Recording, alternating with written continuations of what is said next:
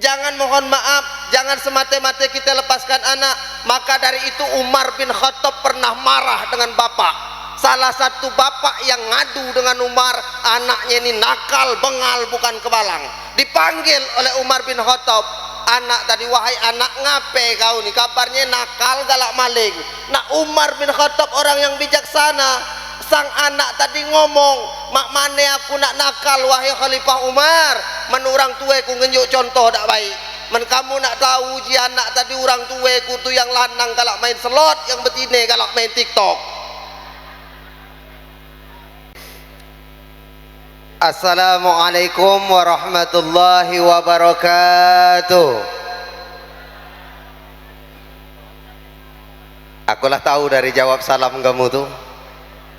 Alhamdulillahi Rabbil Alamin. Allahumma salli ala Sayyidina Muhammad wa ala ali Sayyidina Muhammad, amma ba'du.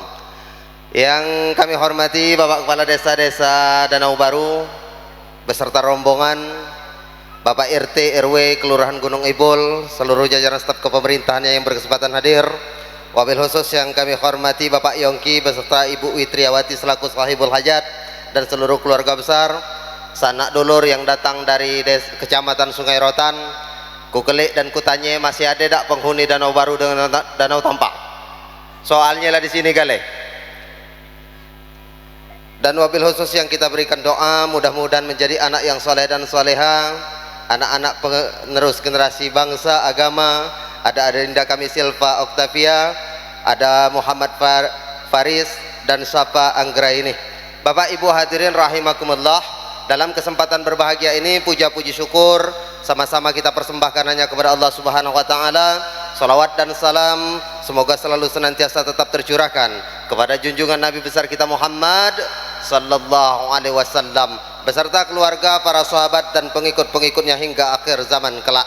Bapak Ibu hadirin rahimakumullah, hari ini saya cukup bangga karena ngape? Di pucuk panggung nih rate uang lematang, uang belide. Sebab ada tamu juga seorang artis Tisa, ada penceramah uang belide, kori uang belide. Jadi belide itu dengan lematang tuh memang hebat kali. Ada Pak R Sangkut ngejabat juga di Pali, uang pejabat. Jadi belide lematang tuh tidak usah minder. Walaupun kita di tengah-tengah kota Prabu Mulih, yang namanya belide lematang tidak perlu minder. Sebab ngape?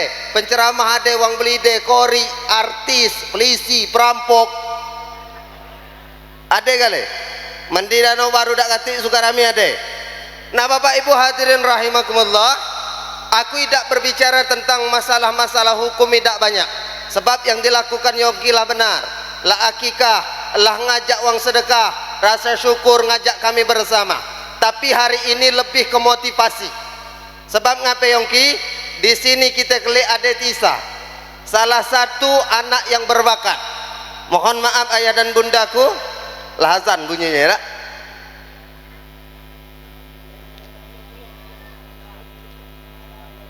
Mana ya, langsung doa. Dengan aku ini mudah, cuma tolong jangan dipotong, oi. Menak ngarap saweran cak, inilah rupanya.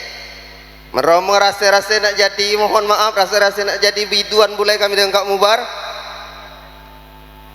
Kita tunggu dengan azan ya. Sebab ngape?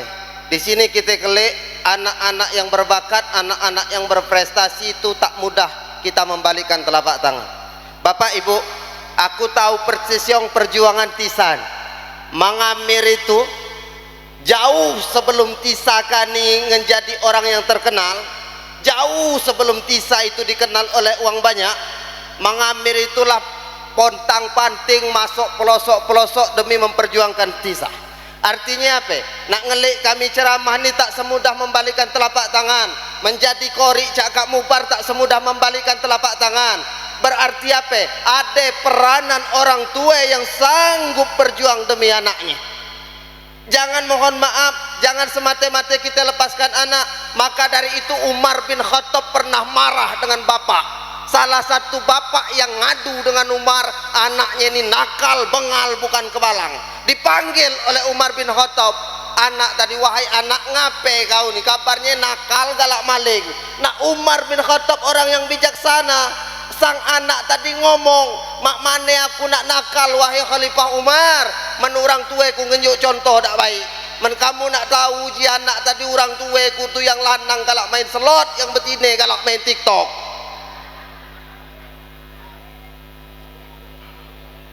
Mak mane kami nak menjadi anak yang soleh dan soleha kalau tak katik bimbingan dan pimpinan dari kedua orang tua kami. Maka dari itu Yongki, menjadi seorang tua menjadi tanggung jawab bukan sekedar di dunia tapi sampai di akhirat kelak. Untuk itu didik orang anak-anak kita. Sebab mohon maaf, kita lah terasa menjadi seorang anak, kita lah terasa gale menjadi seorang anak. Patuh dan taatlah kepada kedua orang tuamu kalau kau nak ingin keberkahan dalam hidupmu. Mohon maaf ayah dan bunda, tak banyak, intinya dari sekian banyak ini cuma agama.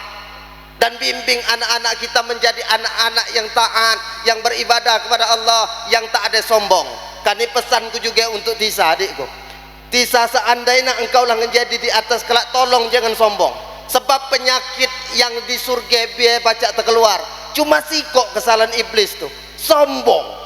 Lah dalam surga iblis kan ini cuma karena ada penyakit sombong. Demi Allah, jangankan seorang artis penceramah mensombong lagi tak masuk ke dalam surga. Intinya jangan sombong, kau ya wayan ngambun emas pulon dua suku dah labik, jangan sombong. Untuk itu mohon maaf kepada kedua orang tua. Yang selanjutnya apa peranan orang tua? Nabi Ibrahim alaihissalam itu selalu mendoakan Rabbi habli minas salihin, Rabbi habli minas salihin. Selalu berdoa mendoakan ke anak-anak. Memang setelah didikan selesai tinggal doa. Sebentar lagi ayah dan bunda kita masuk bulan suci Ramadan. Awas di bulan suci Ramadan tu kalau ada doa yang kepengen dihajatkan kepada Allah, hajatkanlah penuh-penuh di bulan suci Ramadan. Sebab ngapa? Nah, sebelum masuk bulan suci Ramadan ni aku kepengen membahas dulu Yongki, doa malaikat Jibril yang diaminkan oleh Rasulullah ketika selesai solat Idul Fitri. Awas, ada 3 doa malaikat Jibril. Malaikat Jibril yang berdoa, Nabi Muhammad yang mengaminkan doa itu. Bayangkan, 2 makhluk Allah ni tak akan pernah ditolak doa, tak akan pernah ditolak. Apa doa malaikat Jibril yang pertama? Ya Allah, jangan engkau terima pahala puasa Ramadan seorang anak yang tidak taat dan patuh kepada kedua orang tuanya. Awas, yang selama kami repot dengan orang tua mulai saling sapanilah, termasuk itu menentu dengan mertua juga. Yang pernah maling peci menantu mertuanya balik kelah, yang galak ngupat ke menantu berhentilah. Yang kedua, uji malaikat Jibril, jangan engkau terima antara tetangganya yang tak akur dengan tetangganya.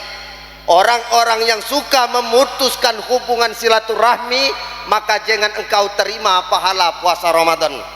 Yang ketiga, uji malaikat Jibril, ya Allah, jangan engkau terima pahala puasa Ramadan seorang istri yang minjam duit mekar tak ngomong dengan lakinya. Ya mengomong tak apa-apa. Ini yang jadi masalah nih, laki kapan tahulah tinggal tanggung renteng. Nah Bapak Ibu hadirin rahimakumullah, artinya apa? Di bulan suci Ramadan banyak-banyaklah berdoa kepada Allah Subhanahu wa taala. Untuk itu doakan anak-anak. Anak-anak doakan, ada peranan orang tua. Yang selanjutnya apalagi amalan di bulan suci Ramadan? Ajarkan kebijakan dalam hati, ajarkan untuk sodakoh kepada anak-anak kita. Ajarkan, jika perlu anak-anak kita dibimbing, dinjuk duit nak nyumbang masjid, nak nyumbang kelek nenek munjuk duit. Ajarkan anak kita supaya menjadi anak yang lebih bijaksana dan rajin bersodakoh. Karena apa kata Rasulullah? Apalagi di bulan suci Ramadan, afdalus sodakoh sodakoti fi Ramadan. Sedekah yang paling abdal itu di bulan suci Ramadan. Nah jadi jangan nak pelit-pelit nian. Kita ni banyak IG perhitungan, nyumbang masjid 20.000, kadang segala almarhum nak disebut. Yoi, ini wak aku nyumbang masjid 20.000, baca ke Yasin nenekku 2 laki bini, orang tua ku 2 laki bini, dulurku yang mati di Sungai Rotan tu siko. Ngenjuk duit 20.000 nak mendingi ketua masjid baik. Banyak IG perhitungan. Nah Bapak Ibu hadirin rahimakumullah, yang selanjutnya doa yang paling abdal itu ketika sholat sahur, sebelum sembahyang subuh atau selesai sholat sahur. Disitulah doa akan lebih mudah diijabah oleh Allah Subhanahu wa taala. Doakan kalau anak kita yang lahade kena narkoba, lahade yang nakal, yang galak main selot, dah tegur lagi, itu tinggal hidayah lagi yang baca ngerubahnya. Bukan nak main tangan, bukan seorang bapak nak nangani anaknya, melatue lah besar dari tubuh, nak ditangani tak ketanganan lagi. Kalau tubuh ditangani anak. Ada niat, tinggal lagi Allah tulah yang ubahnya ini nih. Di mana itu peranan seorang ibu di situ penting. Hentangkan sejadah di tengah malam berdoa, ya Allah ya Tuhanku, jadikan anak kami anak yang soleh dan soleha. Jangan engkau dekatkan ia dengan selot, jangan engkau dekatkan ia dengan sabu, dekatkanlah dengan para alim ulama. Doa ibu lebih mudah diijabah. Misalnya ibu-ibu ada masalah lain, tidak dengan masalah anak, masalah laki, berdoa boleh. Ya Allah ya Tuhanku, minta tulah lakiku berhenti belinjangan. Tolong nih. Ya tak tahu masalah masing-masing. Nemanku sampaikan bahasa penyakit lanang nih, kalau lah berdua dikit gawe nak belinjangan. Ada nih yang pernah datang ngeluh dengan aku, Ustaz, ya Allah Ustaz, lakiku mentang-mentang lah berduit, Ustaz, gawenya nak pergi organ, marah ijande, kapan balik mabuk, mentang-mentang lah jadi kades Ustaz. Cuma bukan kades Danau Baru, bukan. Apa ini yang perlu kulakukan Ustaz? Nah ibu kalau nemu laki yang model cari itu, ketika ia balik dalam keadaan mabuk, sambut dengan penuh kasih sayang, dudukkan ia di kursi. Tugas ibu selanjutnya masak air ke belakang. Nah ketika air itu sedang mendidih,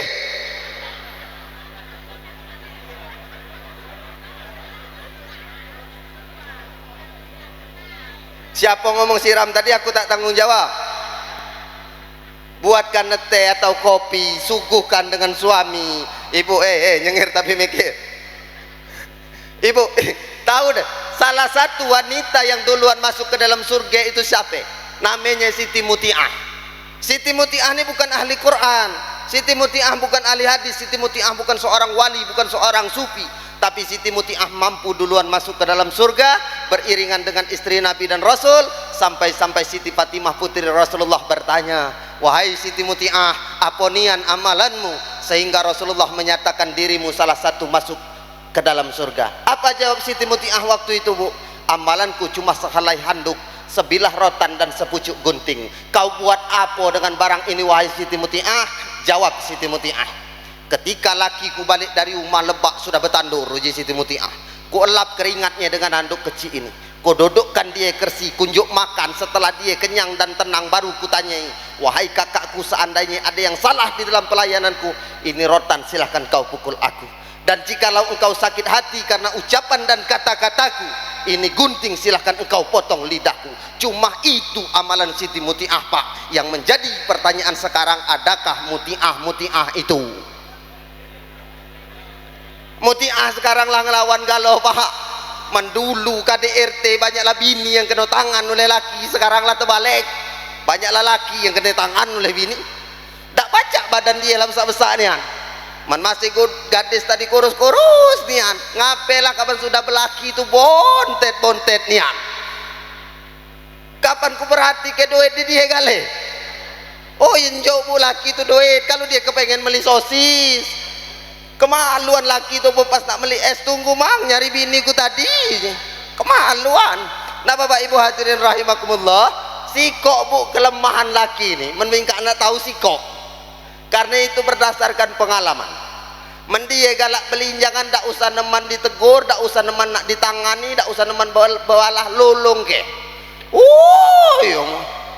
Sebab dulu pernah kejadian ketika aku balik sembahyang subuh, ada mamang-mamang berlari.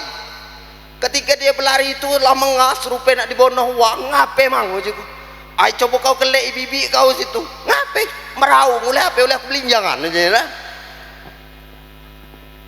Menaku kau jenis tak boleh, kena penggocoh masih ku tahani. Sapu pernah patah di belakang, nah datang dia nak ngelolong waktu subuh, aku tak tahan, merumah tulah penuh aja. Cuma sikok kelemahan laki itu dilolong ke Bu.